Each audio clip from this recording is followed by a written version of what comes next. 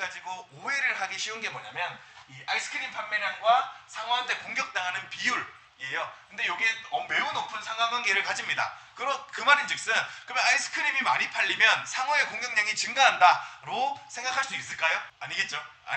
아이스크림이 많이 팔린다고 상호가 공격을 많이 하진 않겠죠. 그러니까 당연한 얘기입니다. 그러니까 이거는 이제 통계에서 기본적으로 항상 하는 얘기예요. 사람들이 많이 착각하는 게 통계적으로 이러면 상관관계와 인과관계를 착각할 수가 있습니다. 그러니까 통계가 보여주는 거는 상관관계밖에 없어요. 근데 이게 인과관계는 아니라는 겁니다. 왜 상호의 공격이 늘어나는 것과 아이스크림 판매량이 같이 증가하느냐는 당연히 여름이라서 더우니까겠죠. 더우니까 바다에 사람들이 많이 가니까 상호의 공격이 늘어나는 거고, 그러니까 여름에 더우니까 아이스크림도 많이 먹으니까 아이스크림 판매량이 증가하게 되는 겁니다. 이거 중요한 포인트인데 지금도 여기저기서 이제 그걸 놓치고 있는 케이스들이 되게 많은 것 같아요. 제 개인적인 생각으로는요, 혼인율과 집값은 상관관계는 있지만 인과관계는 아닙니다.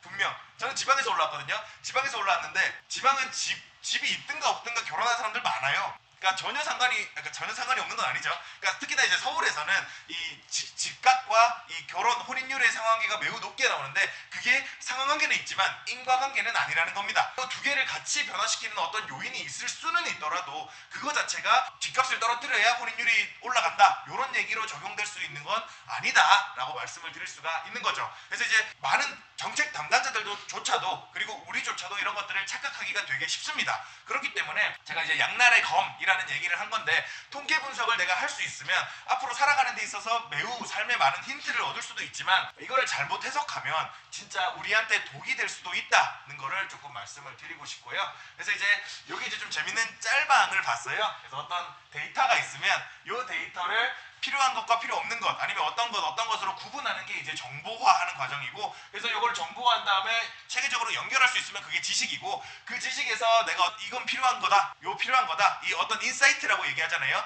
그걸 찾는 게 통찰인 거고, 그 통찰을 연결시키는 걸 지혜라고 한답니다. 근데 되게 좀 직관적으로 잘 얘기를 한 것 같아요. 근데 이제 이 데이터를 가지고 이상하게 만들어 놓고 이렇게 하면 이건 음모론이 된다라고 얘기를 많이 하는데, 여기 좀 이제 어떤 통계를 잘 이용하는 방법에 대해서 제대로 양날의 검이라는 통계를 잘 묘사한 짤방이 아닌가 싶습니다. 근데 실제로 요거 보고 나서 요거 보니까 머리고 다리고 약간 페가수스 자리인가? 뭐 이렇게 좀 생각할 수도 있는 것 같아요. 생각할 수도 있는 것 같은데, 우린 여기서 그렇기 때문에 통계, 이 데이터를 잘 파악하는 법을 연구를 많이 해야 된다라고 말씀을 좀 드릴 수가 있겠습니다. 그래서 이제 제가 요 실제 예시를 하나 좀 갖고 왔는데, 12월 1일 날 2022년에 대한민국의 생명표가 나왔습니다. 생명표가 나왔는데 요 통계는 진짜 오해하기 되게 쉬운 통계가 나와버렸어요. 뭐냐면 작년에 원래 이제 2021년 같은 경우는 사망자가 32만 명이었거든요, 대한민국에. 근데 이제 2022년 들어서 사망자가 37만 명으로 늘어났습니다. 그러니까 사망자가 10% 정도나 더 늘어난 거예요.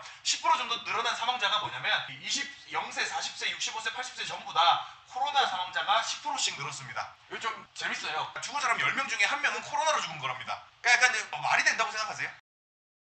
작년 겨울 당시에는 이 코로나로 인한 이슈가 되게 심각했잖아요. 심각했다 보니까 코로나가 사망을 했으면 부검을 한다거나 해서 진짜 사인을 밝혀내기까지 못하는 거예요.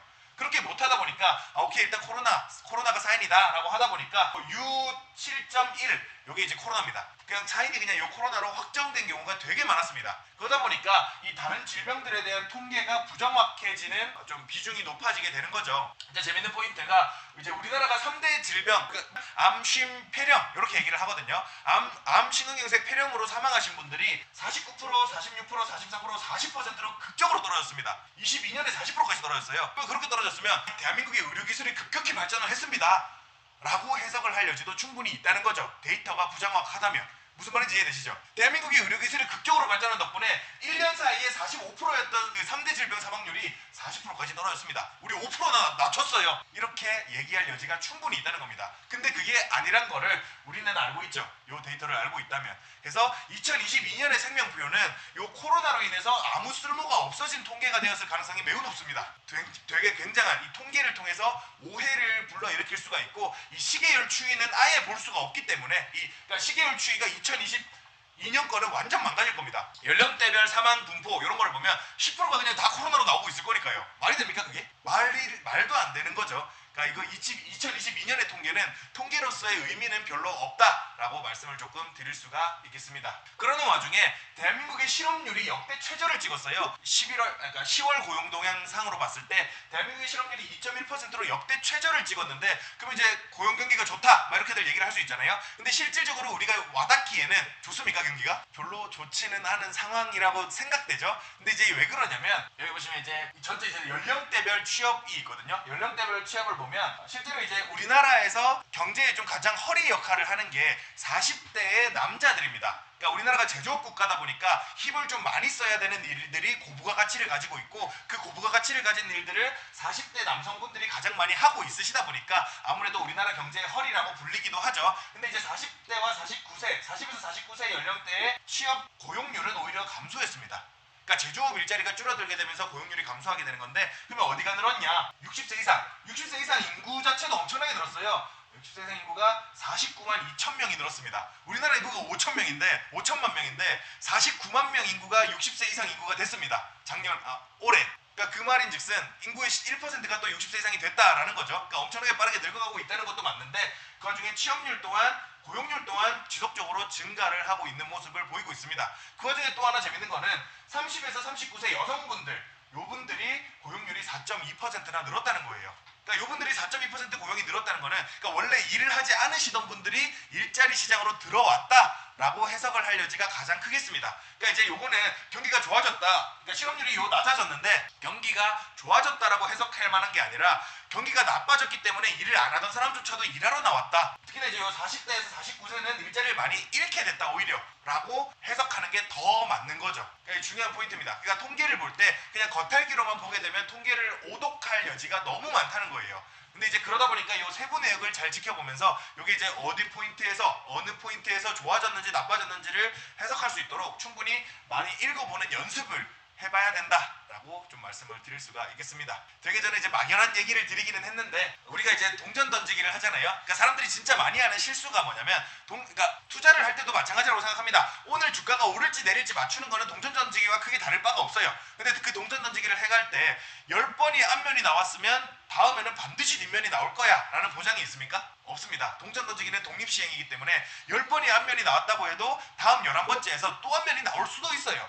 분명. 근데 이제 우리는 많이들 오해하고 있다는 겁니다. 여태까지 올랐으니까 앞으로 떨어질 거야. 여태까지 떨어졌으니까 앞으로 오를 거야. 설령 아니면 여태까지 올랐으니까 앞으로 더 오를 거야. 그러니까 이런 독립시행 속에서 이 동전 던지기의 앞면이다 뒷면이다를 맞추는 거는 아무 의미가 없다는 거예요. 근데 이제 그걸 이제 통계적으로 분석을 통해서 그 시기열을 쭉 나열해 본다면, 어떤 인과관계가 보인다면 그거는 통계적으로 유의미하고 미래를 충분히 예측해 볼 만한 뭔가가 된다라고 이제 말씀을 드릴 수가 있는 거죠. 그렇기 때문에 우리는 이제 단순 독립시행인지 단순히 동전 던지기인지 이게 이제 확실한 인과성을 지니는지에 대해서 잘 보는 연습이 좀 많이 필요한 것 같습니다. 그리고 그거를 잘 해놓으면 잘 해놓을수록 우리의 삶을 살아가는데도 매우 큰 도움이 된다는 말씀을 조금 드리고 싶습니다. 그러니까 저는 제 인생에서, 그러니까 이거를 저도 사실 막연한 얘기인데 제가 통계를 안 덕분에 제 인생이 도움된다고 생각하는 게 매우 많습니다. 그래서 뭐 결혼을 하는 것도 마찬가지라고 생각해요. 결혼을 하는데 그러니까 이게 좀 많은 남자분들이 순종적인 여자를 좋아하는데 순종적이면서 동시에 자립심 있는 여자는 있을 수가 없어요. 이게 통계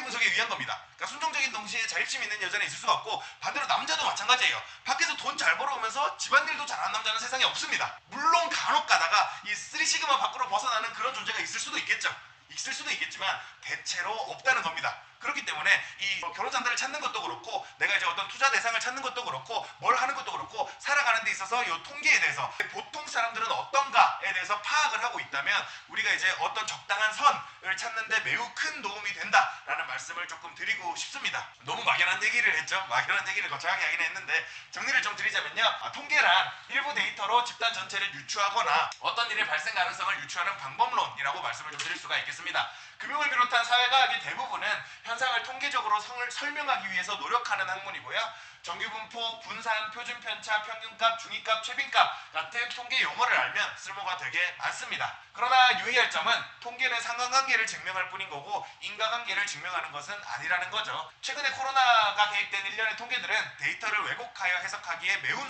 좋은 소재입니다. 그래서 통계를 볼 때 숫자를 왜곡시켰을 만한 데이터가 있는지 찾아보는 연습도 매우 중요하다라고 말씀을 드릴 수가 있겠고요. 왜곡을 최소화해서 통계를 읽을 줄 아는 능력을 키우면 미래를 읽는 데 큰 도움이 된다는 말씀을 드리고 싶습니다.